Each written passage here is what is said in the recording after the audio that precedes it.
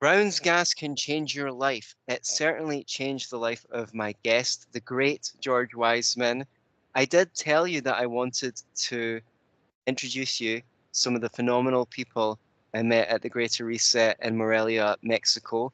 Welcome to episode 103 of the Be Yourself and Love It podcast with me, Antony Sammeroff, in partnership with the Conscious Resistance Network.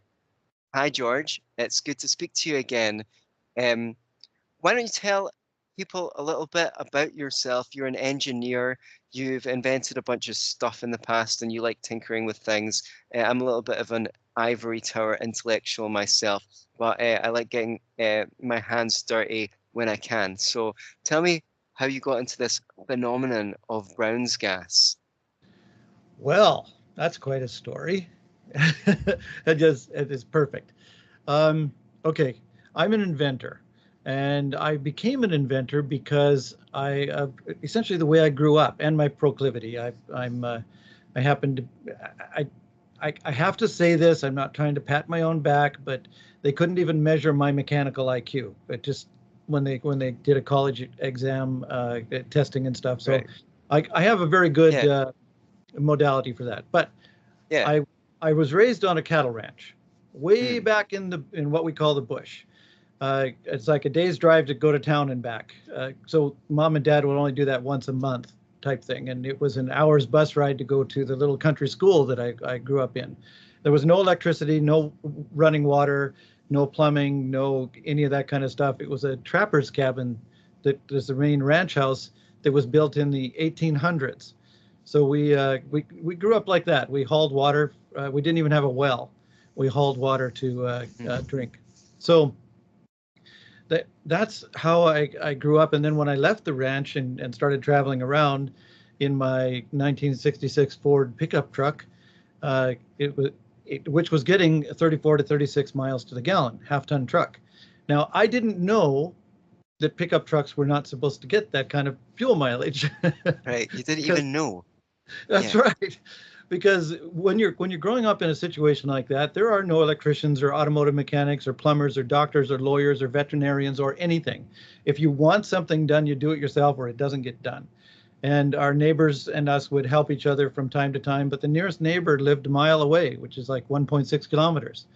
So uh, we just pretty much independent, and you learned. You didn't throw anything away. You repurposed things. You learned to do with what you had, and that's how I grew up. So became very inventive.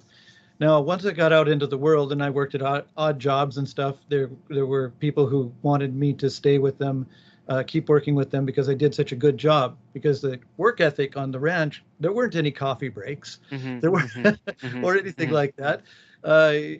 You worked from when you got up in the morning, which was about 4:30 in the morning. Mom would get us out of bed and stoke the fires in the wood stove and warm things up, and we'd go out and do the chores. Sometimes that meant hiking on skis or snowshoes as much as a mile to get to where the cattle were to fork out with hand forks. Where there's no baled hay, it was all loose hay. Say about 4 ton of hay to feed 100 head of cattle, and then hike back and then get ready for school and go off like that. So work ethic. When I went to work in the mines, for example, the guys were really upset with me because I didn't take coffee breaks. They said, "Are you trying to show us up?" Mm-hmm. It's like Yeah. I didn't know what a coffee break was. You were just used to it by this point. That's right. I Yeah. grew up. You did the work until the work was done, or it was too Right. dark to work, in which time you went to Right. bed. So that's kind of the way it was. So and I still work that way. Even harder at this moment. I got up at 2 o'clock in the morning, and I do Mm. that most mornings. We go and then I work until 5 p.m. in the afternoon, and then I spend some time with personal time with my wife and stuff, and in the evening, and then sleep. How can you possibly do it, George? Hint. Yes, Brown's gas. Don't give that's away why any I'm inhaling spoilers. the Brown's gas even as we're Yeah. talking here, because Even as people we're look at me talking. and they say, For "Is George sick? He's got oxygen yeah. cannulas on." But no, I was I'm going to say, for those who are watching, you're not an intensive care unit or anything like that. For those who are just listening, George a has gas coming in through his nose at the moment while he's speaking, and it's not laughing gas. I know I've done. I know I've done. Yeah, we kind of set it up with a little bit of suspense. I meant to say that when I met in the intro, when I met George, he was manning his Brown's gas machines stall. He was doing demos, and someone came over and asked me if I worked for his company, and I was like, "Nah, I'm just a fan." And this was literally after we just met for a few hours and had a little bit of conversation, but I feel like we jumped onto the same wavelength. For those of you who don't know yet, all will soon be revealed. You will find out what Brown's gas is. This is just the preamble to whet your appetite. Yes, exactly. So where I came from and how I became an inventor. So Hmm. I'm out in the world. I'm doing jobs, going from one job to another, depending on what happens. I'm a young man at this point. Ended up working in the mines, and then uh, I decided that working for other people wasn't working for me. I wanted to make more money than that. So I thought I'd be a prospector or an inventor. Hmm. And I tried prospecting for a while and I didn't do too badly, but it was a lot of hard work. It was just as Hmm. much work as being on the ranch. So I Hmm. decided, since everybody was commenting about how much mileage I was getting on this pickup truck, Right. I decided I'd help people get better mileage. And then pretty soon I had people lined up the driveway and people 6 weeks in advance wanting to get their vehicles enhanced. And I eventually, just to cut a long story short, wrote a book called the Hmm. Carburetor Enhancer Manual to tell people Right. how to get better mileage on their vehicles. And And do these fixes still work?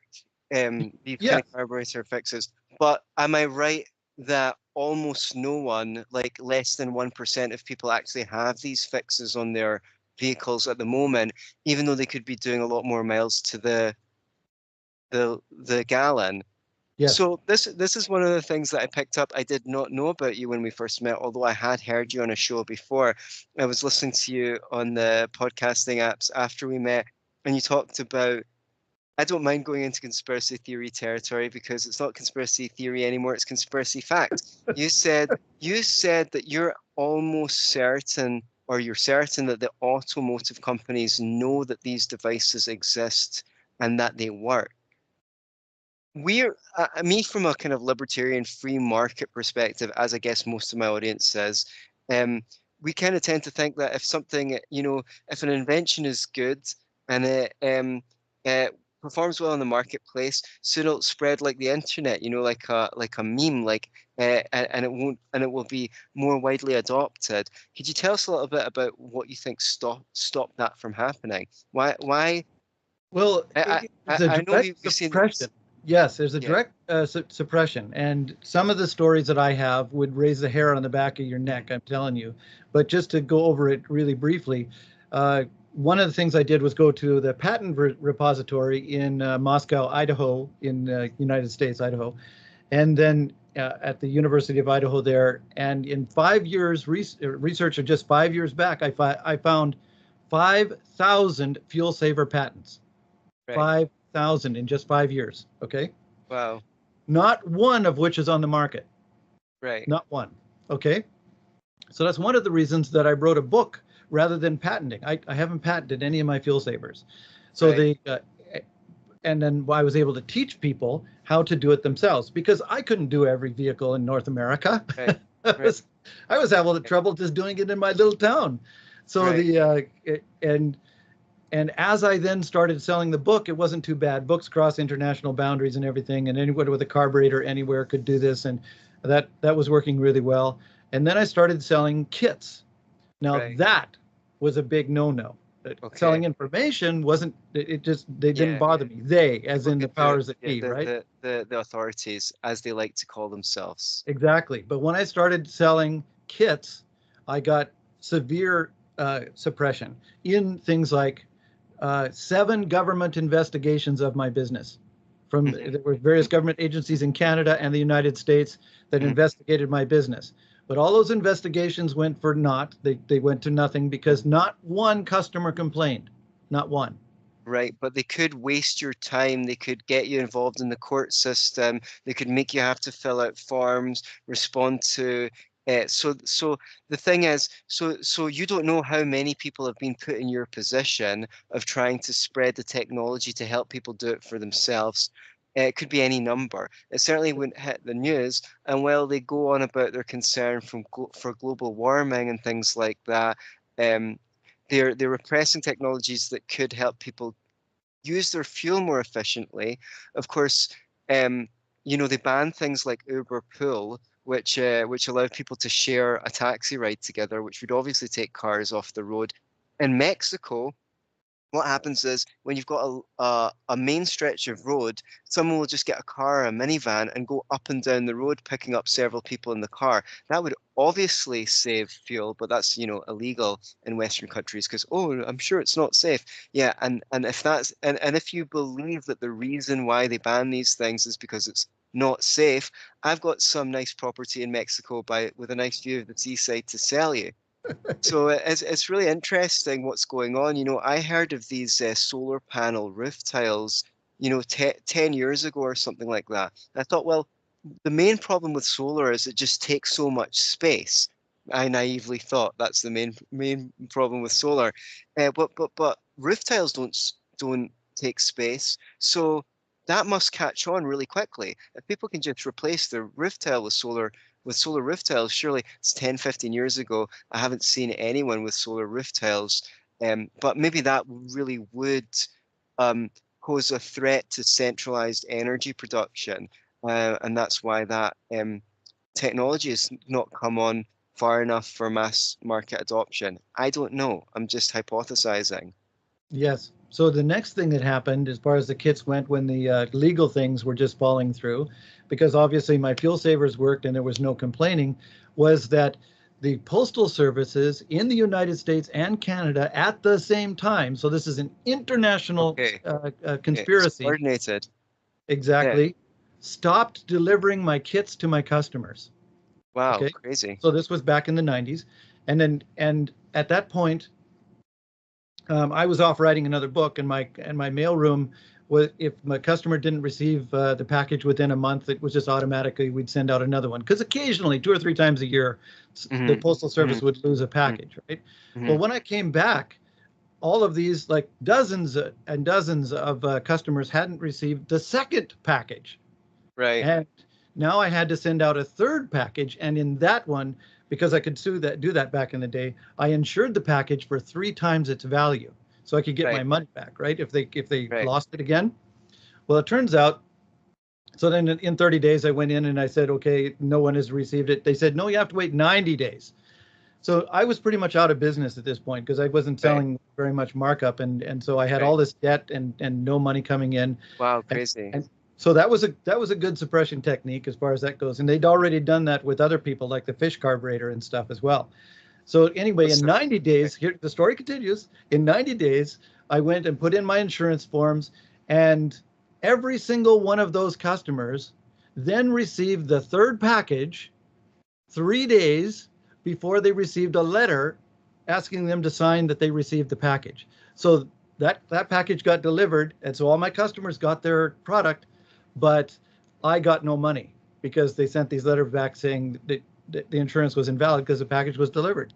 So look at that kind of thing. And I also knew, because back in those days where I lived, which wasn't on the ranch anymore, but it was still out in the rural area a little bit, they had party lines. And Right. so I had bought an entire party line, all the phones on it, so that I could have a private business line and stuff. And Hmm. it turns out that I was having trouble with the phone line. And in those days, you could call an operator, and the operator let slip, oh, there's somebody else on your line. Hmm. Oh no. Oh My wow. phones were tapped, and so all these kind of things were happening back in those days. The point is, it led to the next thing, which everything started to switch from carbureted vehicles to fuel injected vehicles, Hmm. electronic fuel injection. So at Hmm. that point, I needed fuel savers that would work with fuel injected vehicles as well as carbureted. And that's where Brown's gas came in, because you put a little bit of Brown's gas into the air going into the engine, and it vastly increases the efficiency of combustion. I can explain why if it matters to anyone. It's But interesting to people. Yeah. When you yeah, get to it, let's get into the weeds of this stuff. Okay, well, we can get it. I It's should have fairly quick to started. explain, so I can get into those I weeds should right have away. started this interview by asking, George, do tell me, how many miles do you do to the gallon these days? Do I get? Yeah, do you get to the gallon? I wish I started Oh, I with that don't question. know. I don't know because I drive a hybrid car and I'm mostly running on electricity. So I fuel up You my gas tank. traitor. You traitor. The Yeah, World Economic Forum I fill loves up you my right gas now. tank You're, about you're twice a year. So oh wow. I really have Okay. no idea what my fuel mileage is nowadays. But it's what are you going to do? I've Is it? always wanted the hybrid. Yeah. I was actually rebuilding a 1984 Volvo Mm. station wagon 245 with all my technology on it. And I recently, even though I had many thousands of dollars into that car, I recently had it taken to the scrapyard because the project wasn't done, and I have so many projects to do that I knew I couldn't get to it, and I didn't have room in my yard anymore. So that hurt my heart, I tell you, Oh, because I did. yeah, Yeah. I had so much invested in that Mm. time and energy and thought and stuff into that car. But you gotta pick and choose. And Yeah, I'm not a young exactly. man anymore, and I Yeah, have all these things. So you look young. well, yeah, Thanks to Brown's, but more on that later. Right. yes, Yeah. I mean, the thing is with your talents, as you said, you're particularly apt for this kind of mechanical engineering world. I'm pretty good at taking a lot of different concepts and simplifying them into linear fashion, even when they're non-linear. They're all in a cobweb way. So we've all got our particular proclivities and talents. When you've got there's so much that could be done with your talents that I guess you have to kind of decide which projects you prefer to work on, and you can't do everything, alas. that's So, absolutely true. In fact, that's a hint for all your inventors out there. mhm, I wasn't making any money, and I was having a hard time feeding my family because I wasn't selling enough things back when I was starting to mm, be an inventor. And I realized that I call it chasing butterflies. I'd be working on a project and then have another idea and start working on the next project without finishing the first one. And yeah, eventually I had many projects unfinished. So I had to stop and uh-huh, think, okay, I need money to feed my family. I take right, one project and I work right through it. And what I did was any ideas I had, I would stop and write everything down that I had about that idea, and I'd put it in a box. And mm. eventually had a great box full of these ideas. And I've lost the box. I don't know where it is. Oh but man, but back in the day, that's what saved me. That's hmm what made my hmm business work because I was able to right. follow an idea all the way through to where it was making money. Do you never get to the point with an idea where you're like 80, 90% done and you're like, oh, I just can't, I've lost my enthusiasm. I just can't face this project anymore. I want to put it on a break for a while and circle back to it in 6 months. That, I can't say that I'm exactly like that, where I get tired of a project and have to put a pause on it. mhm, I've many times, however, had other projects that I had to work on or things in my life come up where I've had to set projects aside. I have, for example, an over Unity Brown's gas machine down there, half built, that's been half built for at least 15 years. wow. It's been 15 years sitting there ready to be. This is one of the projects I'm talking about. But there's been so many things happening in my life during that time, I just couldn't get back to it. Yes, Right. it was 2013. So it's only been 10 years. I apologize. 10 years. 2013, I had to set that project aside. So I there's just so many things I like to work on, and all of them. And then there's the things that I don't know if they will work or not. As an inventor, there's things Yeah. I work on, and 99% of the time I'm wrong. So an Right. inventor has to really be okay with being wrong a lot. Right. But that one Yeah, percent that you get exactly. right, you can now do something the world's never seen before. Right. Yeah. A lot of trial and error is involved. As a piano player, I used to say to my students, you learn the right notes by hitting the wrong notes. No amount of studying the text separate from working on it um, is equal to actually sitting down and playing. Do I still? Absolutely right. Yeah. So, so, And that, like, go I'm on. sorry. Go ahead. Yeah, so we're coming to the point where you discovered that if you put a little Brown's gas into um, fuel injected engine, it increases the mileage. And you were going to tell us a little bit about why that is. Yes, and it's important for later for health as well to understand this particular aspect of the Brown's gas, Mhm. because most of the fuels, the gasoline, petrol, diesel, are what they call hydrocarbons. So Mhm. they have carbons with hydrogens around them, and you have to break those in order for the fuel to combust. You have to break the fuel apart into its constituent atoms of hydrogen and carbon, and those bonds are very, very strong. So it takes a lot of energy to break those bonds apart. And then once the bonds are apart, the hydrogens can combine with oxygen to form H2O or water, and the carbons can combine with oxygen to form carbon dioxide. So then those are the if you have perfect combustion, that's the byproducts. But it has to break apart into its constituent atoms first. Okay, so how do you break apart those bonds?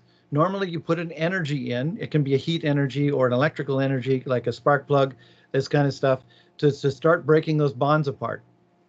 And uh, and that's called endothermic energy, the energy necessary to make the flame run. Once the flame gets started, it propagates. So they have propagation energy. In other words, they're taking heat from the flame to continue breaking apart the fuel molecules.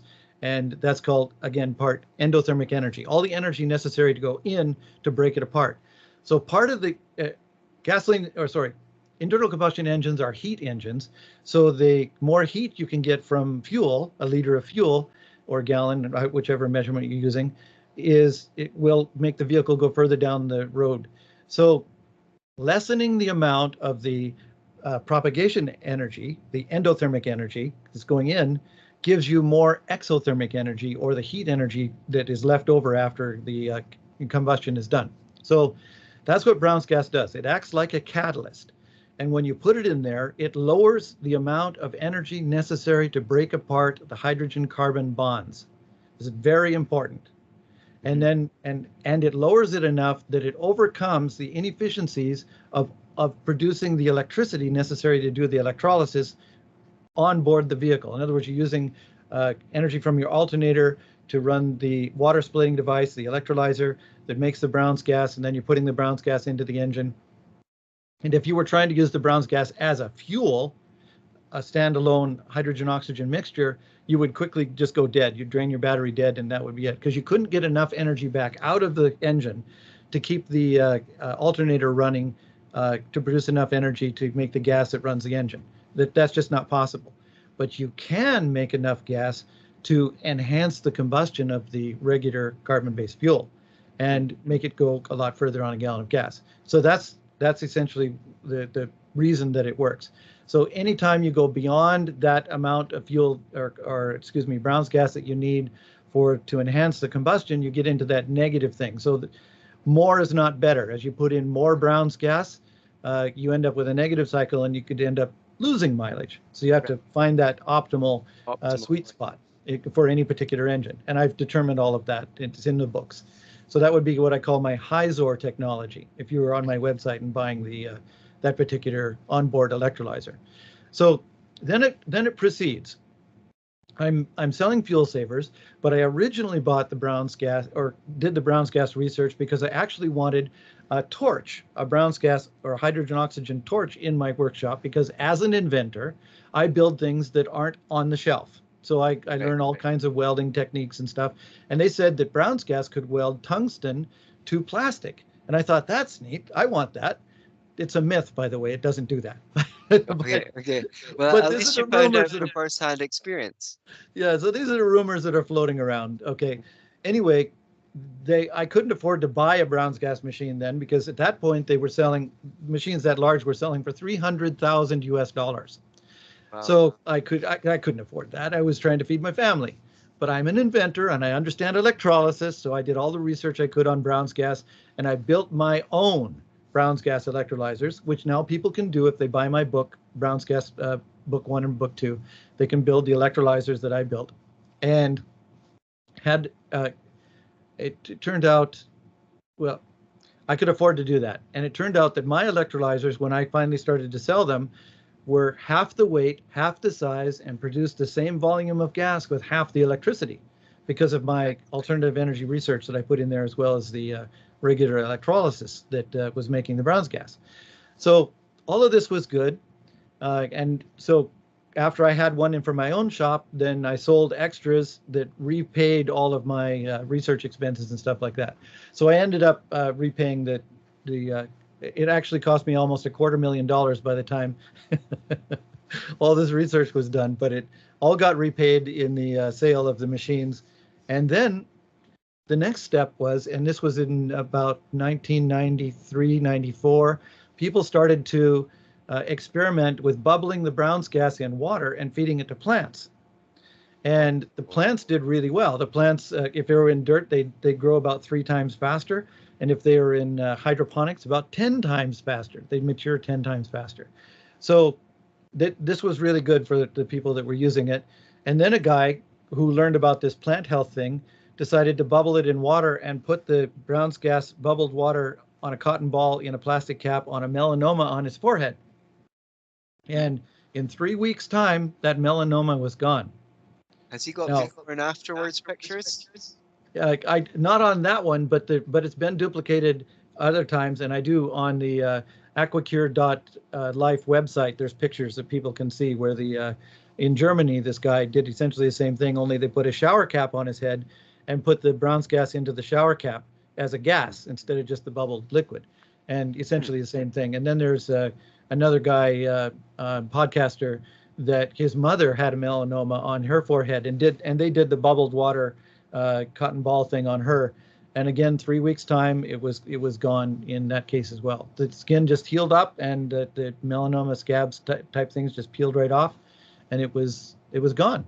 So this is, but at first in 96 I didn't believe this guy, and I apologized publicly. I apologized that I didn't believe him, but I did tell my customers, here's something that is being done. And then I started to get testimonials coming in from people using Brown's gas for health. And but it took until 2005, okay, from 1996 to 2005, before they convinced me to bubble my distilled water with Brown's gas and drink it myself. 9 years, of these testimonials coming in before they convinced me, because I knew it to be a non-toxic gas, but I was working with it with combustion, internal combustion, external combustion, torches, all these kind of things. Who would think of using a fuel as a health for health, right? You know about gasoline, you don't like drink it or anything. It's like, or petrol. Anyway, it was good. And so from 2005 to 2007, I used it myself, and I didn't get sick. So this was good. Let me go on. Yeah. Do you care to hypothesize as to why the Brown's gas affected the melanoma in the way that it did? Mainly, it increases the efficiency of your own immune system. This is a hypothesis. I'm not a MD, I can't a doctor or any, so I don't know exactly. But when you apply the Brown's gas to yourself externally, either by liquid or gas, you decide what part of your body gets the attention of the gas. And if you ingest the water by drinking it or inhale the gas, like I'm doing right now, then your body decides where it goes. So if they'd have been ingesting it, the melanoma may not have gotten cured right away. It may have been something that happened in the progress later, as the body healed itself, because the body will go to and start healing the most important things that it considers to be the most important first. But these people applied it externally directly, and I think what happened was that the cells, which were misbehaving, stopped misbehaving. They just simply, because that's what cancer is. It's like an uncontrolled growth of cells that should be doing apoptosis and self-killing themselves. So, and I think the reason why is because they aren't getting the nutrition that they need. See, our bodies are 62% hydrogen by volume, 24% carbon, 24% oxygen, 12% carbon, and 2% everything else. So the body needs this macronutrition of hydrogen. And if it's not getting it, then things just start to go haywire. And first of all, your regeneration systems fail. So instead of having stem cells. And for example, if you get a cut, you'll scar. And I even had a scar, a large scar here on my forehead at one time. And then as I started to inhale, that scar faded away. It took about 6 to 10 months. And I no longer have any scars on my body because my regeneration system turned back on. Next thing. And previously you were unable to heal these things because, let's say, the body has a hierarchy of things that it needs to do. You know, maybe it wants to take out the trash, so to speak, from all your cells and things like that. And when it's so busy just with the regular process of breathing and ingesting energy from food, and the metabolic process is creating metabolic waste and taking it out through the back passage in the urine, the skin. When the body's so busy cleaning itself, it can't prioritize the kind of healing that it can when, say, like a more moderate version of giving the body a break would be like to go on a juice cleanse, and then let's say fast, drinking only water. All of a sudden, people start healing things on these kind of detox protocols that they can't even do when they're eating every day, because 50% of our energy goes to digestion. It seems like this Brown's gas method completely bypasses all of that and just lets this primary nutrient, hydrogen, into the blood, into the body via the bloodstream. If you breathe it through the stomach, the alimentary canal, if you drink it, or of course you could rub it on the skin, and then the blood takes the hydrogen to wherever the body thinks it needs to go, and it will start taking care of those things in the order that it's capable of. Yeah, that's a good, in a nutshell, synopsis. And the Brown's gas has something that enhances it even further. The Brown's gas is mostly hydrogen, and there's a lot of hydrogen for health information out there right now. And everything that hydrogen for health can do, Brown's gas can do as well, and better, because Brown's gas also contains a third gas, which I discovered in 1996, that I call electrically expanded water. It's a very important constituent of Brown's gas, and what makes it separate from what is otherwise called oxyhydrogen. So if you have 2 parts hydrogen to 1 part oxygen, and you have a mixed gas like that, we call it oxyhydrogen. But it doesn't contain this third gas. Now, this third gas is formed only in Brown's gas electrolyzers. As far as I know no other way to form it. And it's formed in electrolyzers that have no membrane in the middle. And so there's essentially what's called an electron bridge that forms between the anode and cathode, the negative and positive plates or electrodes. And as the electrons go across, they start stuffing electrons into actual water, H2O molecules. So the H2O, like a sponge, soaks up water. This water is soaking up electrons until it becomes a gaseous form of water that is not water vapor or steam, also negatively charged because it's got electrons, and electrons have a negative charge. So you end up with a negatively charged plasma, cold plasma form of water. And this cold plasma is a third gas that comes out, and it's a significant portion of Brown's gas too, like 30 to 40% of the gas could actually be this electrically expanded water if you have a well-designed electrolyzer. So we have a situation where I was getting 130% gas. Now, I knew that from the early, late 1980s and early 1990s, but I theorized, like in Brown's Gas Book 1, what it could possibly be. I was wrong, okay? I've since corrected that. What it actually was, because 130% means that I was getting 30% more gas than 100% theoretically possible using the Faraday equations of electrolysis. So if I put a certain number of amperage in, I should get a certain amount of gas out. And I was getting 30% more gas than was theoretically possible. So in 1996, I made a small electrolyzer that was completely transparent, so I could see everything that was happening inside it. And I saw this gas being generated.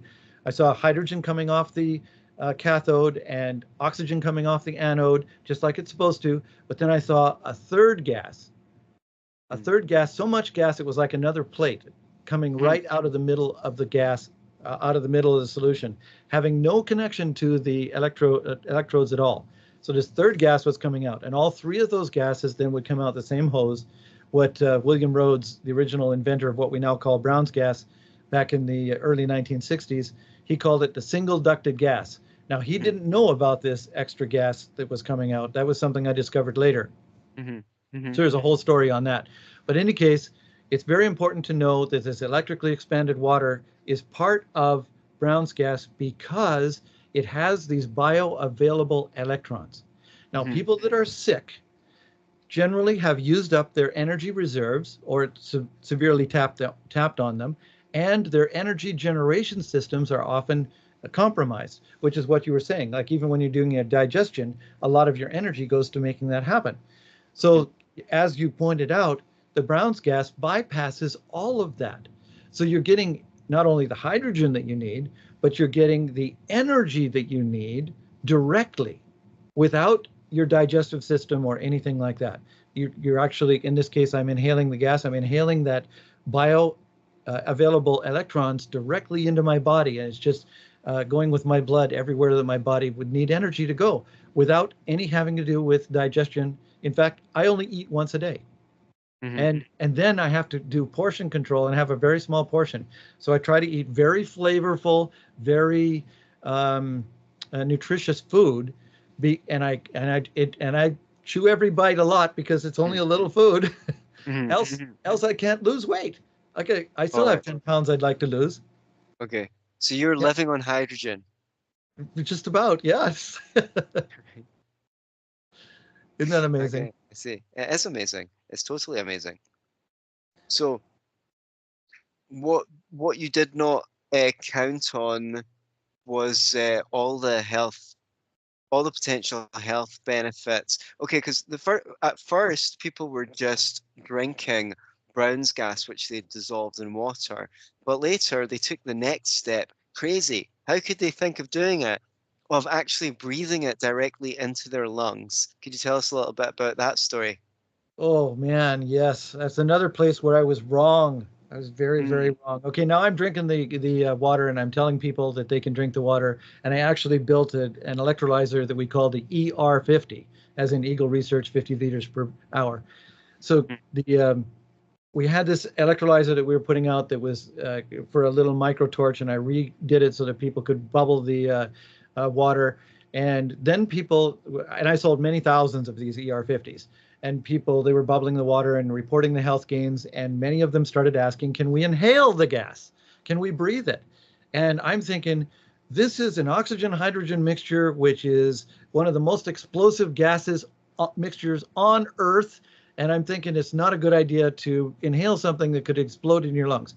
Totally, it's totally non-toxic. There's no way to have a toxic anything. You could inhale the gas theoretically instead of air and be mm. perfectly healthy, except for this little tiny thing where if it explodes, all of a sudden your all the little sacs and little air pockets in your lungs explode, and the blood flows and out your nose and mouth, and you suffocate on your blood. This is the kind of things that were running in my head. I didn't want anybody to have that happen to them. Mhm. And then and that was from 2007. People were asking. So in 2016, December of 2015, excuse me, December of 2015, one of my customers said, you're saying not to inhale, but look at this. And he sent me a video of a Korean hydrogen bar that had a Brown's gas machine, several Brown's gas, Wow. and people were going in and paying like we pay for a cup of Yeah, coffee. They're paying like for hookah. inhalation. And I looked at that machine, which I knew it was an epoch machine, those hydrogen Brown's gas machines. And I realized, oh, geez, here I am. I am an internal and external combustion expert. And I didn't think of why it would work. It works because they were producing the gas at a rate that was, the people were inhaling under the lower combustible limit of the gas. In other words, like anyone who understands automotive mechanics, if you don't have enough fuel going into the engine and the spark plug fires, it won't fire. There's fuel there, but not enough. And that's exactly what these guys were doing. They were inhaling at a lower than combustible limit, so it was perfectly safe. Hmm. And Hmm. again, perfectly therapeutic as well. So that at that point, I was a 24/7 caretaker of my late wife. in December of 2015. So I wasn't able to further those experiments until in March of 2016 when she passed away, and that was a really hard time in my life. I've never experienced pain like that in my life, and I've had all kinds of bones broken and everything. It's just like it was indescribable. And I now can understand why people can say there's no words, because there are no. In any case, I'm sitting on the couch because I was sleeping on the couch because I never slept in our marriage bed again. And I look over beside me because I pretty much was just living on the couch, except for when I had to get up to pee or something. And I looked over beside me at this ER50 Brown's gas machine that was bubbling the water I would drink. And I thought, you know what? I'm going to experiment with, I'm going to put the cannulas on this machine. I rigged it up that it would do a safe level of Brown's gas. And I videotaped myself that very first time, just in case there was an explosion or something, and people could see what my lunacy was. And so people can go into my YouTube channel and they can see that I had a snow white mustache and beard, and I had pure white hair. It's all gray again now. You can't see in the videos very well, but hair is growing back on my head. My wife just pointed that out. By the way, I have a new wife, a new life. I am enjoying this new life very much, but at that time things were a very, very hard time for me. So, in any case, I started to inhale, and I inhaled.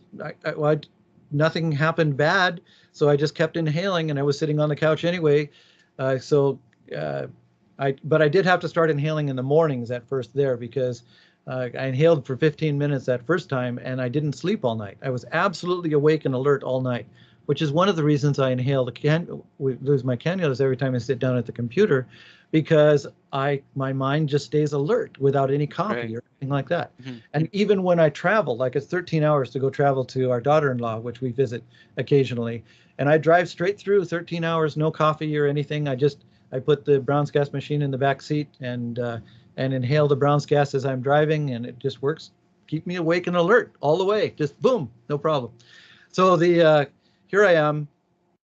I suddenly start to get all these health benefits, and I'm astonished. Now I'm only inhaling the gas to prove that it's safe. I did not expect that I would get these various health benefits that over time. First of all, and I'll explain some of them.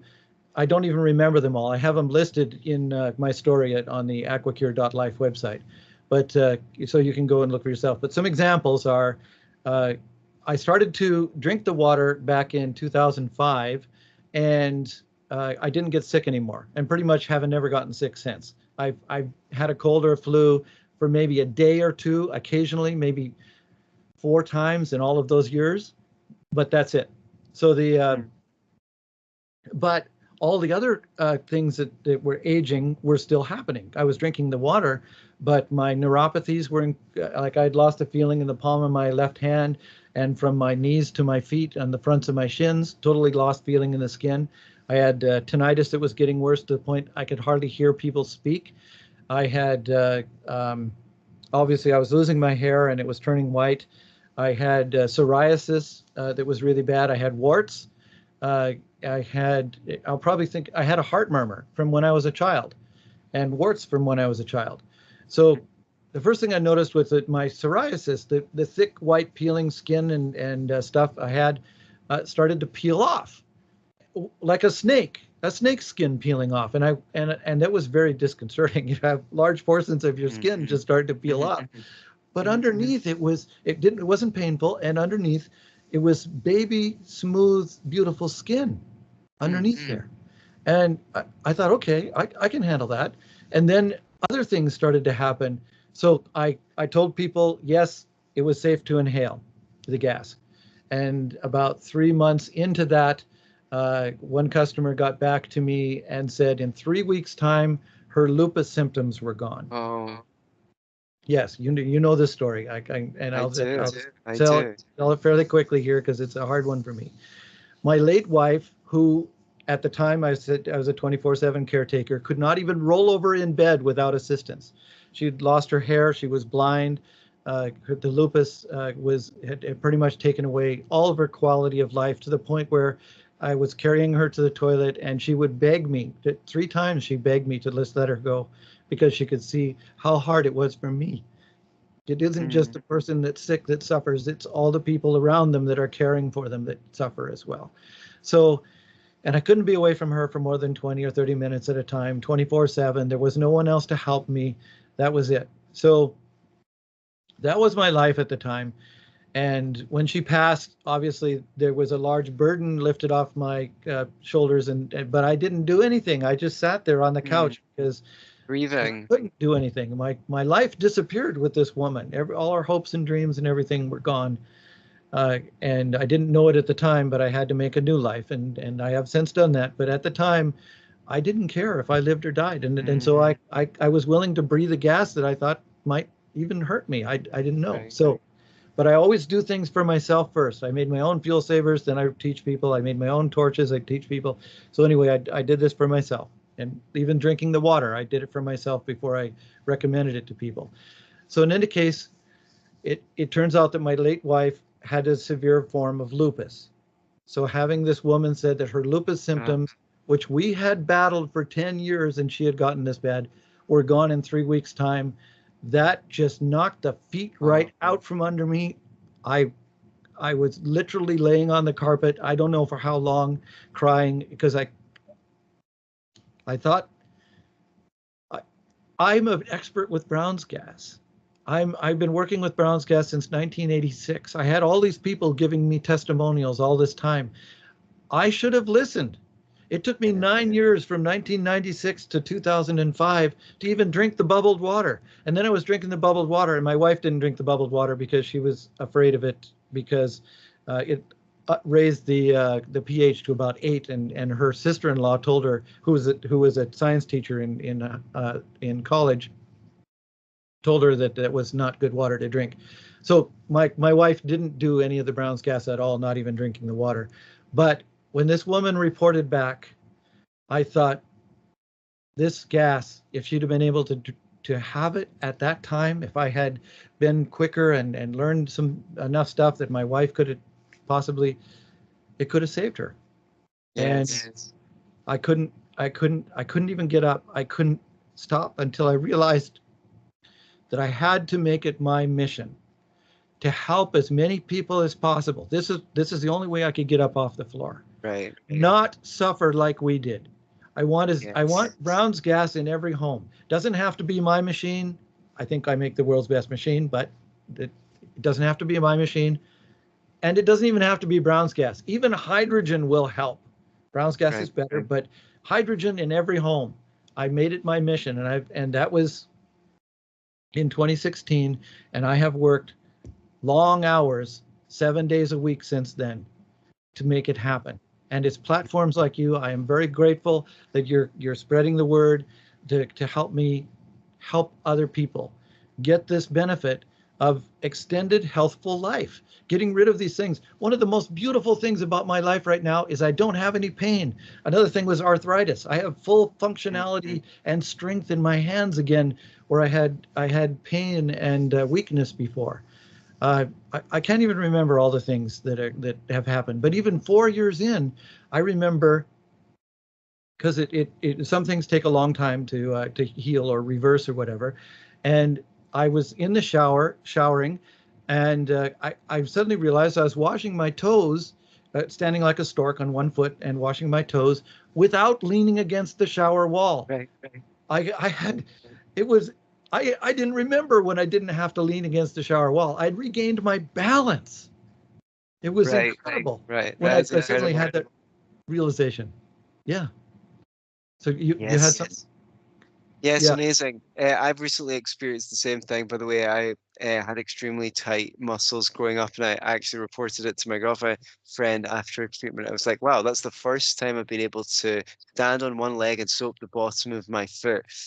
So, uh, based on your experience and my experience, I feel like we're at a juncture with planet Earth at the moment here where we could really go in the healing direction if knowledge of these sorts of technologies gets to people. and exactly the kind of thing that I want to bring to people's attention on this show, not just focusing on what's wrong with the world, which there's plenty of, but how we can take health and healing and the evolution uh, to the next into our own hands and bring that forward.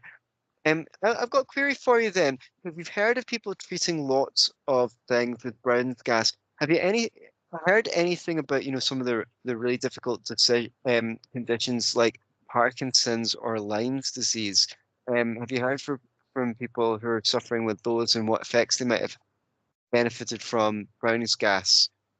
Yes, and there's a lot of cancer out there now too, Okay. and I'm getting testimonials almost every day from people who are have healed themselves from really serious ailments like that. One of them that is like, oh, there's so many. I just they started flitting through my mind just there. Mm-hmm. One of them that I really appreciate was a young woman in her 20s. Her father heard about Brown's gas and begged a fellow in Australia who had one for his own personal self to use the machine for his daughter, because his daughter had been sent home. She's in her 20s and she's sent Wow. home to die. The allopathic medicine said, we've done everything we can for you. Make your will, do your what you need to do. We can't do any more. So this man got the Brown's gas for his daughter, and in a very short time, even a couple of months, it had made such an improvement that they bought a machine of their own and gave the loaner back to the fellow, and he and in, I think it was 6, maybe 8 months at the most, sent a testimonial over to this fellow, who then referred it on to me. She was 100% cancer free. Amazing. Amazing. These are the kinds of things that are happening. And of course, it isn't the same for everybody, and everybody is different. And I'm not an MD, and I'm not prescribing, and I have to say these legal things. Yes. And but but have you had cases where people used it consistently and didn't notice a difference, or is it people who don't actually use it that say that? um, I'm sorry, I didn't quite understand the question. Have you come into contact with cases where people use the machine consistently and don't report a difference? Oh, yeah, yes, yeah. There have been people that say they've used the machine consistently. I wasn't there, so I don't know for Mhm, sure. mhm, mhm. And returned the machine for a refund, and because I have a 1-year satisfaction guarantee. You can use it for a year and still return it and get your money back. Mhm. We want to help people, and some things take a while, months, weeks, months to show up, so people can know that they made a good investment. And Right. when I had we were helping my wife when she died, I was $300,000 in debt. I'd maxed out Wow. all the credit cards, did mortgages, did everything that I could to buy the treatments that we were trying to do to save this woman, Mhm. and and most of those things I wasn't getting my money back. I No. didn't want that to happen with anyone who was trying our AquaCure machines. If it doesn't work for you, I will give you your money back, up to a year. So in any case, it's a 1 in 1,000. 1 in 1,000 sends it back because they say it didn't work for them. Right. Well, I mean, you've done a pretty good job of telling the story arc of the AquaCare, how the AquaCare product came into being.